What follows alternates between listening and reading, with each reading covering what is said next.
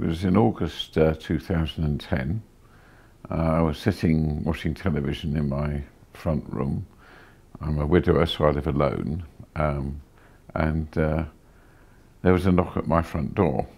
And I didn't look up, I just turned the knob. Then I did look up and I suddenly saw two hooded men standing on my front doorstep. And I suppose then one of the maddest minutes of my life took place. The door went backwards and forwards, and eventually a hand came through, and the next thing I knew I had a gun pressed up against my left temple.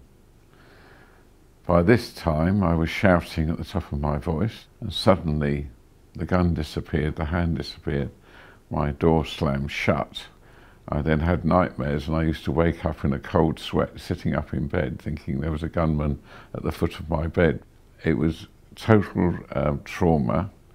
I was incredibly upset, somebody trying to break into my house.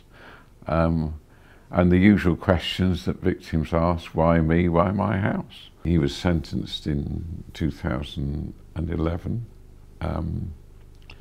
I saw him in November 2013.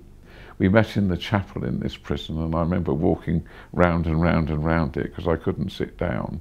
I wanted him to walk in the room and get the introductions over and done with and get on with it. When you're having face to face with your offender, you also found out the reason why he was on my front doorstep, and you find out the truth of the situation. And it was a case of mistaken identity. He said, I had a real revolver with 6 bullets in the chamber, and I fully intended to take the person's life. Then he said, Roger, do you want to know what saved your life? And he said, your accent. He said, I want to say sorry for what I did to you. He said, sorry, and he beat his chest and said, sorry is such a small word. It doesn't really express what's in here.